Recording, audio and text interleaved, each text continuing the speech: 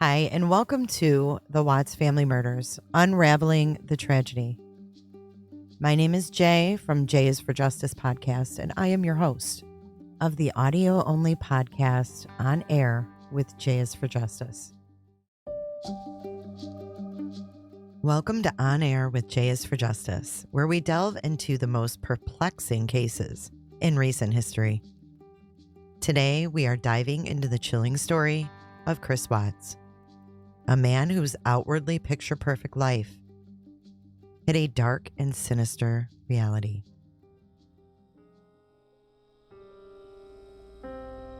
My dearest Chris, I don't know where to begin. I am so lost for words. I can't even explain how hard this pain is. The last 5 weeks have been the hardest. I missed everything about you. I missed your morning breath, your touch, your lips, kisses. I missed holding you. I missed smelling you in the sheets. I missed talking to you in person. I missed watching you laugh and play with the kids. That I love so much about you. I missed seeing you naked and on top of me, making love to me. Oh my God, I missed having you around when I felt alone and upset. I just flat out missed the hell out of you. We haven't been away from each other that long since 2012. I really don't know how we, quote, fell out of complete compatibility, or if that is someone else's words.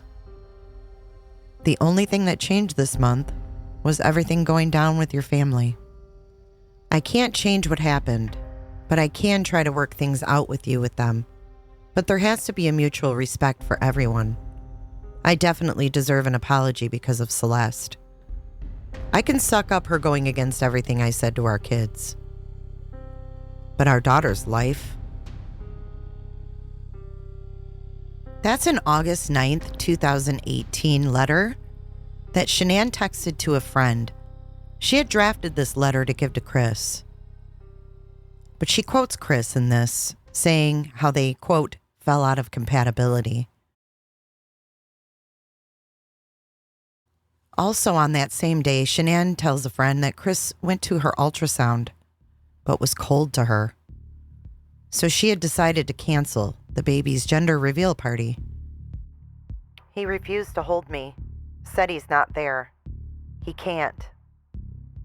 I haven't slept most of the week. My eyes burn from crying so much. I canceled gender reveal. Nikki is going to tell me today. I need happy news right now. I said to him, how is this a few months? We were so intimate and what I thought in love when I left. He said he had a lot of time to think. This baby in my belly deserves his full love either way. I said, you sat here in this living room and said you think it would be a great thing to have another baby. We talked it out a lot beforehand, and we agreed to do this. You were so excited and happy. To which her friend replies, I think he will come to his senses and feel like an ass in a few months. Boy, if that wasn't telling the future. Shanann goes on to say, I grabbed his hand during ultrasound, and he didn't grab back. I cringed. He rejected sex night we arrived here.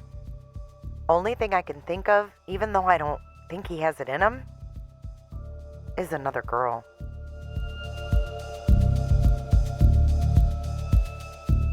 August 9th was also the day that Shanann left for a business trip to Arizona. On the way there, she texts a friend and says she had the best talk yet with Chris the night before. I'm trying to go with the flow. He's talking and kind of being Chris. To which her friend replies, OMG, thank God.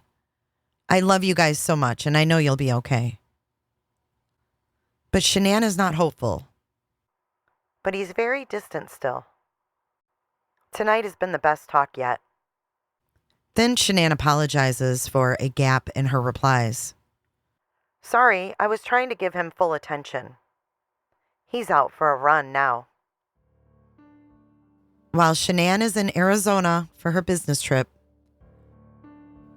things start to go in motion for what is about to happen when Shanann returns.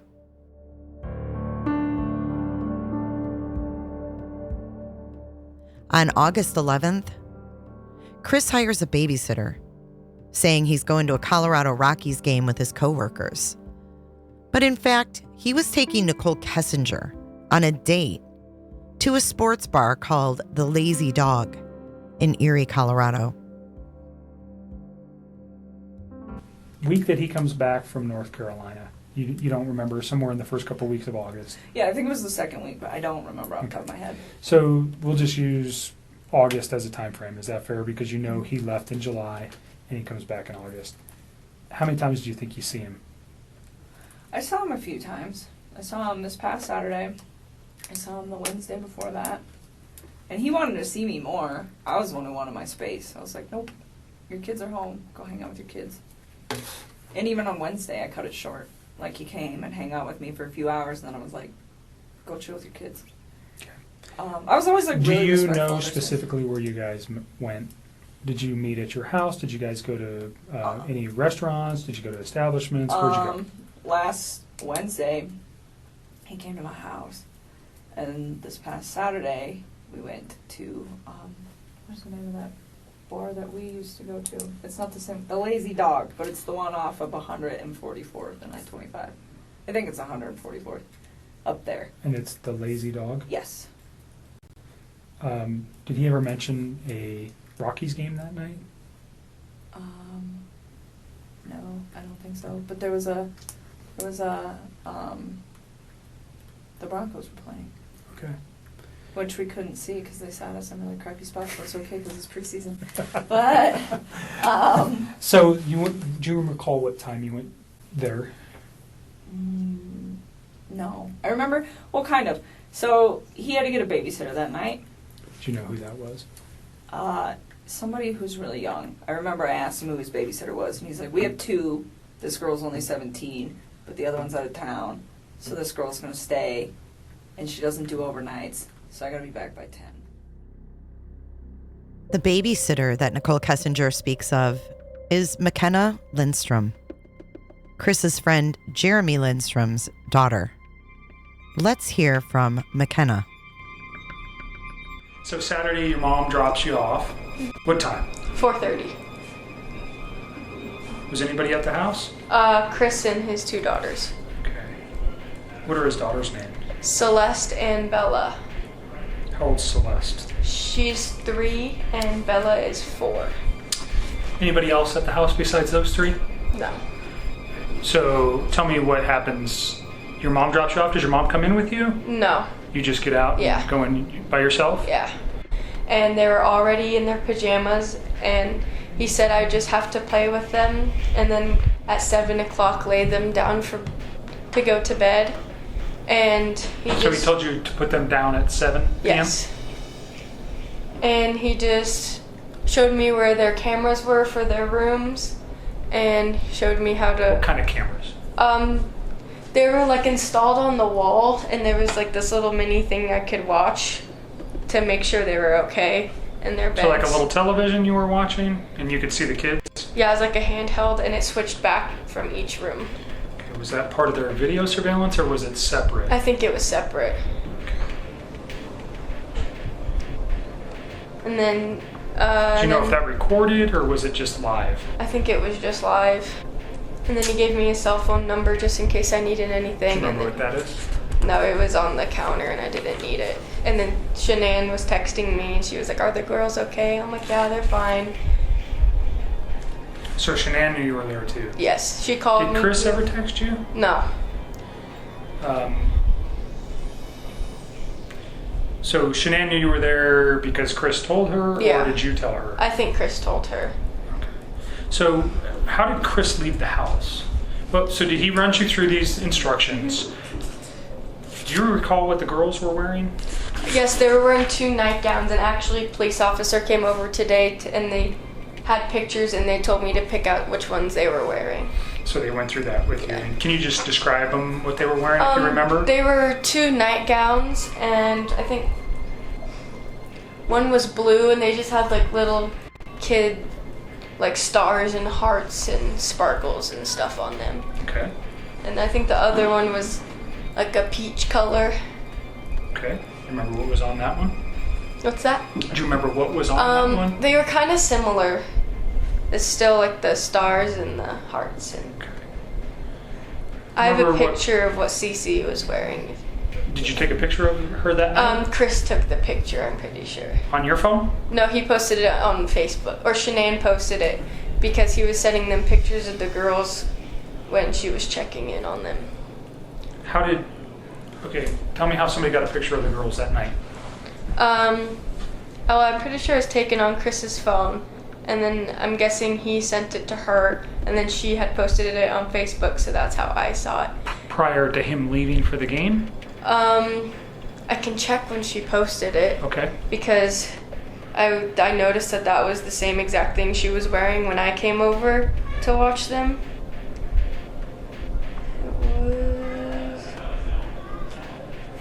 Yeah, she posted it on Saturday at 10:30 at night, and that's the night I babysat. Can I see that picture? Yes. That's the youngest one, Celeste, but she goes by Cece too.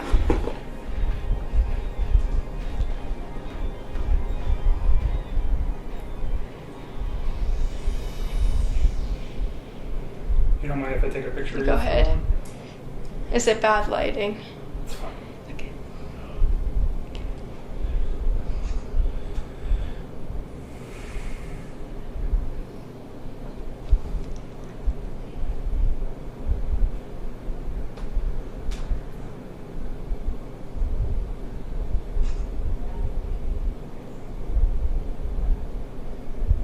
So she posted that Saturday, and that's the clothing that Celeste was wearing. Yes. The night that you babysat for them. So do you think that's prior? What time did you babysit? You got there at 4:30? What Yeah. time did you leave? Around 10:30. Were the kids sleeping? Yes.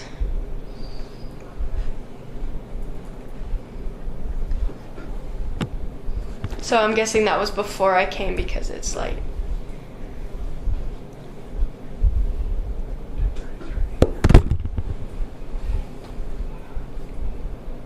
Just making some notes, just a second.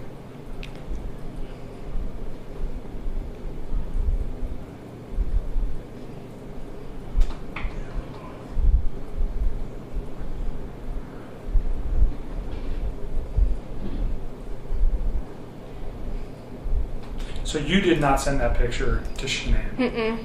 Chris must have. Yes.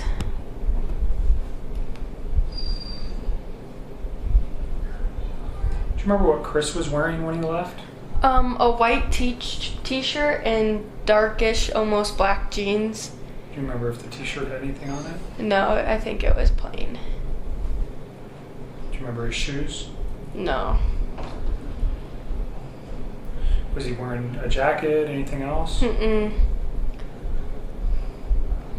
Does he wear glasses? Yeah, he usually doesn't, but when he left, I'm pretty sure he was wearing his glasses. Like reading glasses or sunglasses? Reading glasses.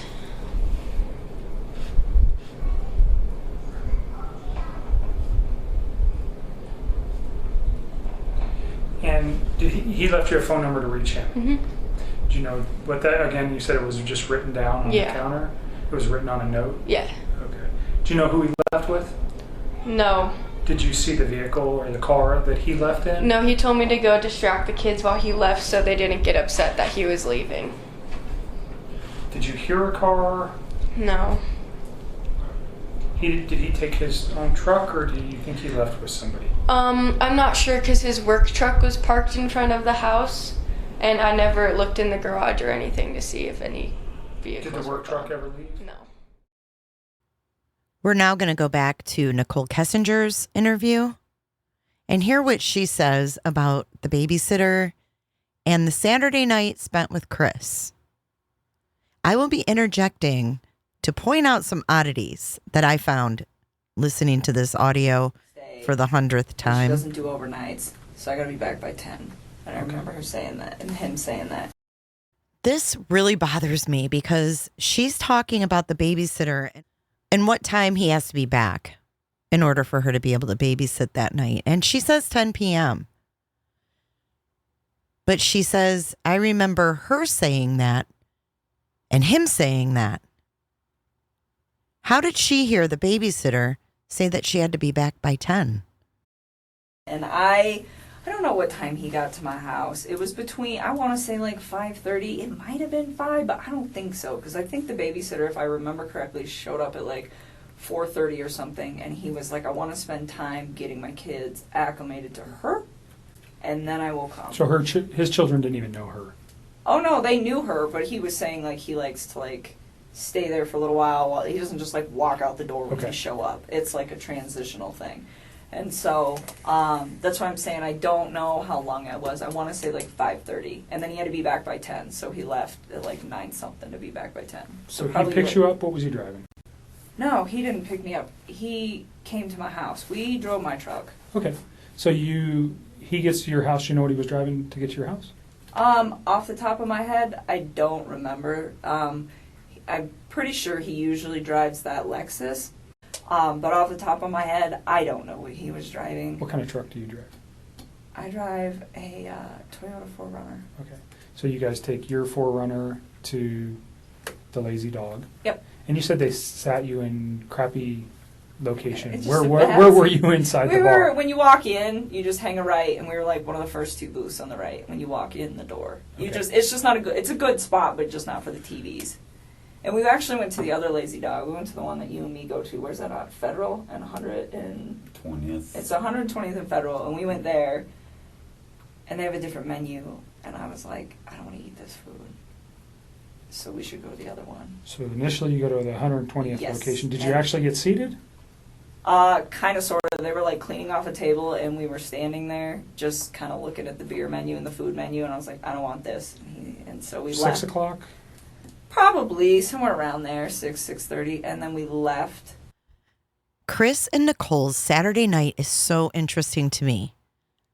In the discovery and the evidence list, there is a video from Home Depot. The request date was Friday to Sunday before the murders. And if you look up the address of this location, it happens to be by that Lazy Dog that she's talking about. And went to the other one, and we ate dinner. And you're in like first or second booth right to the right of the door. Uh-huh. I'm just asking because if they have video, we want to be able to verify that. Uh-huh. So that's why it's important. Uh-huh. And you're there for how long? I don't know. Probably we didn't stay for dessert, so I don't know. How long does the restaurant take? Like an hour and a half. We went back to my house for a little bit, hung out at my house for a little while, and then he had to leave, and then he left. Do you recall what time he left? Off the top of my head, no. I remember he was like gonna be late to be back at 10. I think there's a text message where he starts texting me when he's home at his house. Okay. So you can probably figure that out. And I remember I texted him back and I was like, damn, that was quick. Or wow, that was really quick. He's like, yeah, I even had time to stop at the ATM or stop at the gas station, stop somewhere to get money to pay the babysitter. Okay. And I was just like thinking like, well, that was really fast. But I think he was still like a little late coming back, but nothing too drastic. So he probably left my house like somewhere around 9:30ish. All right. And you know, he goes straight home. He texts you. Well, I was already home. Right. No, he texts you. He goes straight home from your house and he texts you that he's home. Mm-hmm. So that should be in your text message. It should be. I'm pretty positive that was not a phone call. I'm almost positive that was a text. Sometimes I get them flip-flop or I don't remember, but That's sometimes I know. I'm pretty sure that one was a text. Saturday, during your dinner, what kind of conversation did you guys have? I don't even remember. Oh, so he's been trying to like eat a little healthier than he normally does, and he's always like been in the working out since I knew him, and he like tries to eat clean, but he was trying to like step it up a little bit, and nothing like the people who do like the competitions and the shows that are all super restrictive. I mean, it's nothing like that. It's just like day-to-day general maintenance, but it's how I eat, and it's pretty healthy. And he's been losing a lot of weight. He lost, I want to say like 13 pounds in the time that we were hanging out. And honestly, when you start eating a little bit cleaner and you start working out a little bit harder, the first couple months, especially for a man. Nicole Kessinger just keeps talking and talking about things that don't even matter. That's like that drastic to me, but it did stand out that it was like a little much. And so I was like, whoa, like maybe you're not eating enough macronutrients. So let me look at them. So he had been working on his MyFitnessPal app. And I think that her story for Saturday night is nothing but a huge and I was like trying lie. to figure out like where his ratios were. And we actually spent a lot of time doing that because he'd asked me to do it for him. Because I just was at the point where I was like, if his weight loss slows down in a few weeks, he'll be fine. And if it doesn't, then his macros are a little off. It's not like that big of a deal like in the workout community. This is like a very normal thing. But Did you have any other outside concerns, like potential drug use, alcohol use, any of that stuff that led you to go, oh, he's lost an extreme amount of weight in such a short period of time? No, and I wouldn't call it extreme. It was just like, it was a lot. But I mean, when I first started working out, I dropped like 12 pounds in 2 weeks when I first started like hitting it hard with the diet. So the fact that he lost like that much weight, it wasn't, like I said, it was not a surprising amount. I just didn't want it to be like a sustained amount. But no, I didn't think anything weird of it just because of like how knitted I am with the like workout community, and I know like this is possible. But it just, the thing that concerned me about it, I guess, and it wasn't even concerned, but the thing that like kind of red lighted me like, hey, this might be carrying on, is the fact that his macros were like pretty dialed in. Like I had wrote them and he like didn't stay exactly on them, but his calorie intake was about where it needed to be, my experience anyways, for like what he was trying to achieve. And so I don't know, he didn't seem to have a problem with it. He liked where he was at with all of that. So that was your main conversation Saturday? That was like a big chunk while we were there, is like us actually going through, because I was like going through each item like, why are your ratios off? Do you know where his kids or wife were that night? On Saturday? Yeah, his kid. Well, you know his kids are with the babysitter. Do you know where his wife is? She's in Arizona. Okay. How do you know that? Because he told me. Okay. Do you know what she's doing there? I think she's on a business trip. He didn't even tell me right away. He actually told me, I think, like on Saturday or something. It might have been like Friday or something. I honestly don't remember. I just remember I was like really surprised where he's like, hey, like, I'm going to try to get a babysitter if you want to hang out or something like that. And I was like, why do you need a babysitter? Like, your wife's home. He's like, no, she's out of town. I was like, oh. Okay. Is there much conversation regarding that, her on being on a trip, or the children on during those conversations? Not really. I just asked him what time she was coming home on Sunday, and he just said really late. Okay. And that was it. I mean, there's nothing really to talk about with that. Okay. So your conversation's mainly health related. Mm-hmm. You guys return to your house, and then he goes home, and then you talk to him for a few hours on Sunday. Did I? Are you asking me, or are you telling me? I'm asking you. Oh, I was like, I don't even know. Someday, honestly. So wait a minute. That was Saturday. We're talking about Saturday. We're not talking about Sunday right now. Okay, so you're still on Saturday. Yes. You guys have a phone conversation when he gets home? That was the day that he got the babysitter and I went out to dinner, not Sunday. Okay. Okay, sorry. I just want to make sure That's you okay. got your Yep. days right. So Saturday, yes, we went out. He had the babysitter. He went home. I'm sure we did. We always talk on the phone. And honestly, I mean, Mark asked me that the other day. He's like, how long are you on the phone? 15 minutes, 20 minutes? Like, you're going to have to look at the records, to be honest with you. Like, so much. You like to talk, I can tell a little bit. Oh, she likes to talk. And you know what it means when someone talks too much and gives useless information? It's usually because they're lying. I wonder if they ever were able to recover video of Chris and Nicole at either of the Lazy Dogs on Saturday night. I also wonder if Chris or Nicole were seen in the Home Depot footage. Since this case never went to trial, we won't ever know. We're going to wrap up this episode on Saturday, August 11th, 2018. In our next episode, we'll go over what Chris Watts, Bella, and Celeste did on Sunday, August the 12th. Thank you for listening, and make sure to check out On Air with Jay is for Justice podcast on Apple, Spotify, and any podcast player.